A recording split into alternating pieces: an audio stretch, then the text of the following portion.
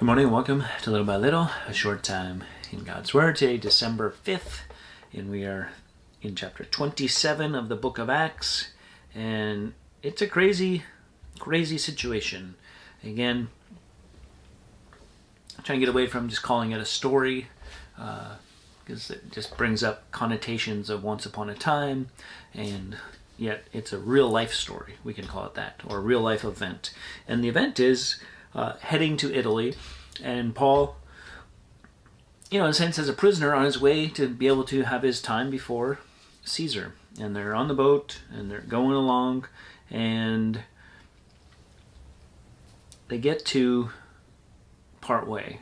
And time-wise, according to the weather and the Mediterranean, it's probably not a good idea to keep going.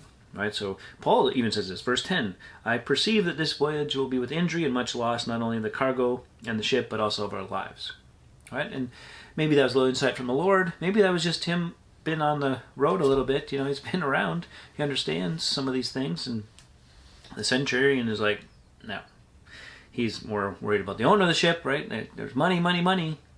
And so, verse 12, because the harbor was not suitable to spend the winter in, the majority decided to put out to sea from there, on the chance that they could reach Phoenix, a harbor on Crete, facing both southwest and northeast, and spend the winter there. So they're going to kind of do a little jig, hoping to just sneak in and around the corner. But here's what happens. Verse 13, the south wind blew gently, supposing they had obtained their purpose. They think, yeah, we're on the right track. So they weighed anchor, and they sailed along Crete close to the shore. But soon a tempestuous wind, called the northeaster, struck down from the land, and the ship was caught and could not face the wind. We gave way to it and were driven along.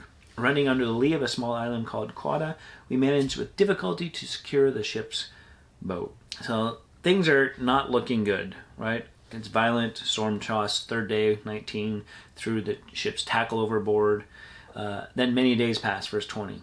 No sun, no stars. All hope of our being saved was at last abandoned. It's a pretty desperate situation, right? And who's writing this? This is Luke. He's traveling with Paul.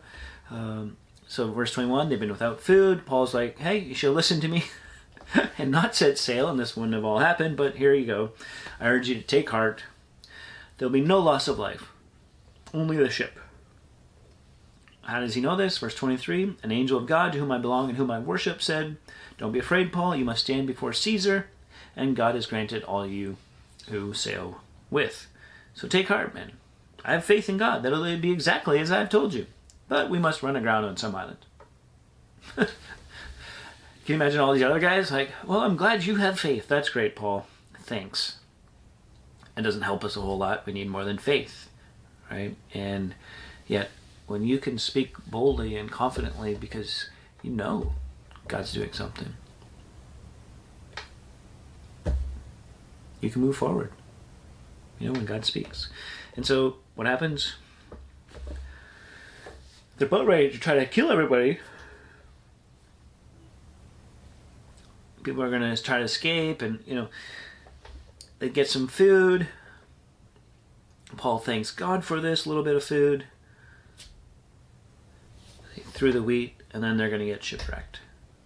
And the soldiers plan to kill everybody, but because of Paul's relationship, and the way he's been in this journey, the centurion's like, yeah, that's a bad plan.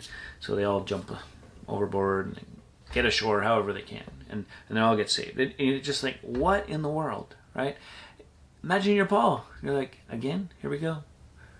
Can I just have one time where things just go nice and smooth? And maybe that's where there's areas that it just seems difficult. You just run into things all the time. What are you going to do? You can complain, or you can just keep trusting God. Because Jesus said, in this world you have tribulation, but take heart, I have overcome the world. Right? All who are godly will suffer. Right? Like, these are just part of life. And so, live life with God, by His Spirit, through His Word, and keep trusting Him. We don't know what tomorrow holds, but we know who holds tomorrow. Till next time, keep growing little by little. But we know who holds tomorrow. Till next time, keep